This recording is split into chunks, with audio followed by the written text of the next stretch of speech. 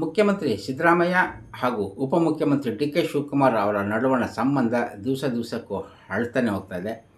ಅವರಿಬ್ಬರ ಬೆಂಬಲಿಗರ ಬಣಗಳು ಕೂಡ ತೀವ್ರ ರೀತಿಯ ಹೋರಾಟ ಮತ್ತು ಓಡಾಟವನ್ನು ದೆಹಲಿಯ ಮಟ್ಟಕ್ಕೂ ಕೂಡ ತೆಗೆದುಕೊಂಡು ಹೋಗಿದ್ದಾವೆ. ಪ್ರಮುಖವಾಗಿ ಡಿ ಕೆ ಶಿವಕುಮಾರ್ ಅವರನ್ನು ಮುಖ್ಯಮಂತ್ರಿ ಮಾಡಬೇಕು ಅನ್ನೋದು ಡಿ ಕೆ ಶಿ ಅವರ ಬೆಂಬಲಿಗರ ವಾದ. ಆದರೆ ಸಿದ್ದರಾಮಯ್ಯ ಅವರೇ ಮುಂದುವರಿಯಬೇಕು ಅಥವಾ ಅವರೇನಾದರೂ ಕೆಳಕ್ಕಿಳಿದರೆ ಅವರು ಹೇಳುವಂತಹ ಹಿಂದುಳಿದ ವರ್ಗ ಅಥವಾ ದಲಿತ ವರ್ಗಕ್ಕೆ ಸೇರಿದವರೇ ಮುಖ್ಯಮಂತ್ರಿ ಆಗಬೇಕು ಅನ್ನುವಂತಹ ವಾದವನ್ನು ಸಿದ್ದರಾಮಯ್ಯ ಅವರ ಬೆಂಬಲಿಗರ ಪಡೆ ಮಂಡಿಸ್ತಾ ಇದೆ.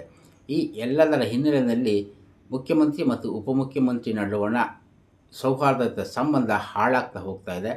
ಎರಡೂ ಬಣಗಳು ಕೂಡ ತೀವ್ರ ಹೋರಾಟವನ್ನು ಮಾಡ್ತಾ ಇವೆ. ಈ ಹಿನ್ನೆಲೆಯಲ್ಲಿ ಕಾಂಗ್ರೆಸ್ನ ಒಳ ಕೋಣೆಯನ್ನು ಪ್ರವೇಶಿಸಿ ಅಲ್ಲಿನ ನಾಯಕರುಗಳ ಆಂದೋಲನವನ್ನು ಹರಿಯೋದಾದರೆ ಅವರಲ್ಲಿ ಬಹುತೇಕ ನಾಯಕರುಗಳ ಅಭಿಪ್ರಾಯ ಡಿಸೆಂಬರ್ ವೇಳೆಗೆ ಸಿದ್ದರಾಮಯ್ಯ ಮುಖ್ಯಮಂತ್ರಿ ಸ್ಥಾನವನ್ನು ತ್ಯಜಿಸುವುದು ಖಚಿತ. ಆದರೆ ಹಾಗೆ ಮುಖ್ಯಮಂತ್ರಿ ಸ್ಥಾನ ತೆರವಾದ ನಂತರ ಆ ಸ್ಥಾನವನ್ನು ಏರುವಂಥವರು ಡಿ ಕೆ ಶಿವಕುಮಾರ್ ಆಗ್ತಾರಾ ಅನ್ನುವಂಥದ್ದೇ ದೊಡ್ಡ ಮಟ್ಟದ ಪ್ರಶ್ನೆಯಾಗಿದೆ. ಒಳ ಕೋಣೆಯ ರಾಜಕೀಯ ನಾಯಕರುಗಳ ಅನುಸಾರ ಯಾವುದೇ ಕಾರಣಕ್ಕೂ ಡಿ ಕೆ ಶಿವಕುಮಾರ್ ಮುಖ್ಯಮಂತ್ರಿ ಆಗುವ ಸಾಧ್ಯತೆಗಳು ತೀರಾ ಕಮ್ಮಿ. ಯಾಕೆಂತಂದರೆ ಸಿದ್ದರಾಮಯ್ಯ ತಾನು ಸ್ಥಾನದಿಂದ ಇಳಿದ ನಂತರ ಆ ಕುರ್ಚಿಗೆ ತನ್ನ ಬೆಂಬಲಿಗ ಪಡೆಯಲ್ಲೇ ಇರುವಂತಹ ಪರಿಶಿಷ್ಟ ಜಾತಿ ಪರಿಶಿಷ್ಟ ವರ್ಗದ ನಾಯಕನನ್ನು ಆ ಸ್ಥಾನದಲ್ಲಿ ಕೂರಿಸಬೇಕು ಅನ್ನುವಂತಹ ಒಳ ಸ್ಕೆಚ್ಚನ್ನು ಒಳ ಲೆಕ್ಕಾಚಾರವನ್ನು ಮಾಡಿದ್ದಾರೆ. ಅದನ್ನು ಹೈಕಮಾಂಡ್ ಮುಂದೆಯೂ ಕೂಡ ಪ್ರಸ್ತುತಪಡಿಸುವಂತಹ ಯತ್ನಗಳನ್ನು ಮಾಡ್ತಾನೇ ಇದ್ದಾರೆ. ಇದರಿಂದಾಗಿ ವಿಚಲಿತಗೊಂಡಿರುವಂತಹ ಡಿ ಕೆ ಶಿವಕುಮಾರ್ ಇನ್ನಿಲ್ಲದ ಬಹು ರೀತಿಯ ದೊಡ್ಡ ಪ್ರಯತ್ನಗಳನ್ನು ಮಾಡ್ತಾ ಇದ್ದಾರೆ. ಇದರ ಪರಿಣಾಮವಾಗಿಯೇ ಕಾಂಗ್ರೆಸ್ನಲ್ಲಿ ಒಳ ಸಂಘರ್ಷ ದಿವಸಕ್ಕೂ ಹೆಚ್ಚಾಗ್ತಾನೆ ಹೋಗ್ತಾ ಇದೆ. ಹಾಗಾದರೆ ಡಿ ಕೆ ಶಿವಕುಮಾರ್ ಅವರಿಗೆ ಮುಖ್ಯಮಂತ್ರಿ ಸ್ಥಾನ ಕೈ ತಪ್ಪುವ ಎಲ್ಲ ಸಾಧ್ಯತೆಗಳು ಹೆಚ್ಚಾಗಿ ಕಾಣ್ತಾ ಇರುವುದರ ಬೆನ್ನಲ್ಲೇ ಸಿದ್ದರಾಮಯ್ಯ ಅವರ ಬಣದಿಂದ ಡಾಕ್ಟರ್ ಜಿ ಪರಮೇಶ್ವರ್ ಅವರು ಮುಖ್ಯಮಂತ್ರಿಯಾಗುವ ಎಲ್ಲ ಸಾಧ್ಯತೆಗಳು ಹೆಚ್ಚಾಗಿ ಇವೆ ಅನ್ನುವಂತಹ ಮಾತುಗಳು ಕೇಳಿಬರ್ತಾ ಇದ್ದಾವೆ. ಜಿ ಪರಮೇಶ್ವರ್ ಅವರನ್ನು ಮುಖ್ಯಮಂತ್ರಿ ಮಾಡಿದರೆ ಡಿ ಕೆ ಶಿವಕುಮಾರ್ ಅಂತವರು ಒಂದಷ್ಟು ಬೆಂಬಲಿಗರ ಜೊತೆ ಬೇರೆ ನಿರ್ಧಾರವನ್ನು ತೆಗೆದುಕೊಳ್ಳುವುದಕ್ಕೆ ಸಾಧ್ಯವಾಗದೇ ಹೋಗುವಂತೆ ಮಾಡುವುದಕ್ಕಾಗಿ ದಲಿತ ವರ್ಗದ ಪರಮೇಶ್ವರ್ ಅವರನ್ನು ಮುಖ್ಯಮಂತ್ರಿ ಸ್ಥಾನಕ್ಕೆ ಕೂರಿಸುವಂತಹ ಪ್ರಸ್ತಾಪವನ್ನು ಸಿದ್ದರಾಮಯ್ಯ ಅವರು ಮಾಡ್ತಾ ಇದ್ದಾರೆ ಅನ್ನುವಂತಹ ಮಾತುಗಳನ್ನು ಆ ಪಕ್ಷದ ನಾಯಕರುಗಳೇ ಹೇಳ್ತಾ ಇದ್ದಾರೆ. ಪರಮೇಶ್ವರ್ ಅವರನ್ನು ಮುಖ್ಯಮಂತ್ರಿ ಮಾಡಿದರೆ ಅದನ್ನು ಡಿ ಕೆ ಶಿವಕುಮಾರ್ ವಿರೋಧಿಸೋಕ್ಕೆ ಆಗೋದಿಲ್ಲ. ಯಾಕೆಂತಂದರೆ ಹಾಗೇನಾದರೂ ವಿರೋಧವನ್ನು ಮಾಡಿದರೆ ಅಥವಾ ಬೇರೆ ರೀತಿಯ ರಾಜಕೀಯ ನಿಲುವನ್ನು ತೆಗೆದುಕೊಂಡಿದ್ದೇ ಆದರೆ ಡಿ ಕೆ ಶಿವಕುಮಾರ್ ಅವರು ದಲಿತ ವಿರೋಧಿ ಎನ್ನುವಂಥ ಹಣೆಪಟ್ಟಿಯನ್ನು ಕಟ್ಕೊಳ್ಬೇಕಾಗ್ತದೆ.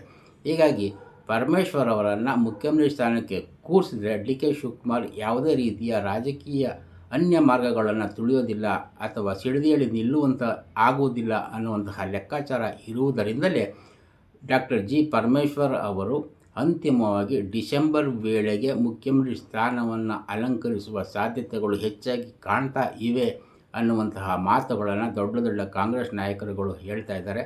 ಹೀಗಾಗಿ ಕಾಂಗ್ರೆಸ್ ಕೊನೆಗೂ ಡಿ ಕೆ ಶಿವಕುಮಾರ್ಗೆ ಕೈಕೊಳ್ಳೋದು, ಡಾಕ್ಟರ್ ಪರಮೇಶ್ವರ್ಗೆ ಜೈ ಅನ್ನೋದು ಎಲ್ಲ ಸಾಧ್ಯತೆಗಳು ಹೆಚ್ಚಾಗಿ ಕಾಣ್ತಾ ಬರ್ತಾ ಇವೆ. KPCC ಅಧ್ಯಕ್ಷತೆಯನ್ನು ಕೂಡ ಡಿ ಕೆ ಶಿವಕುಮಾರ್ ಬಿಟ್ಕೊಡ್ಬೇಕು. ಹಾಗಾದರೆ ಮಾತ್ರ ಅವರು ಉಪಮುಖ್ಯಮಂತ್ರಿ ಸ್ಥಾನದಲ್ಲಿ ಮುಂದುವರೋದಕ್ಕೆ ಸಾಧ್ಯ ಆಗಬೇಕು ಅನ್ನುವಂತಹ ಇನ್ನೊಂದು ರೀತಿಯ ಒತ್ತಡವನ್ನು ಹೇರಲಾಗ್ತಾ ಇದೆ.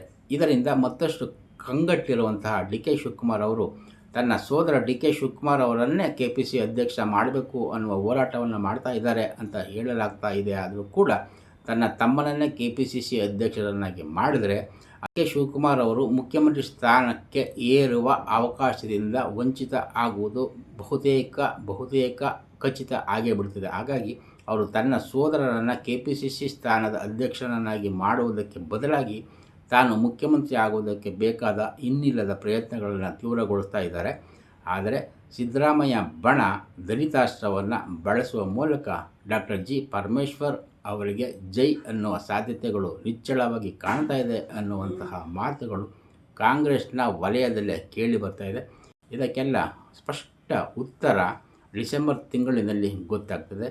ಅದು ನಿಜವೇ ಆದರೆ ಕಾಂಗ್ರೆಸ್ ಡಿ ಕೆ ಶಿವಕುಮಾರ್ಗೆ ಕೈಕೊಳ್ಳೋದು, ಡಾಕ್ಟರ್ ಜಿ ಪರಮೇಶ್ವರ್ ಅವರಿಗೆ ಜೈ ಅನ್ನೋದು ನಿಚ್ಚಳ ಆಗ್ಬಿಡ್ತಿದೆ ಅನ್ನುವ ಮಾತನ್ನು ಹೇಳ್ತಾ ಈ ಸಂಚಿಕೆ ಮುಗಿಸ್ತೇನೆ. ನಮಸ್ಕಾರ, ಧನ್ಯವಾದ.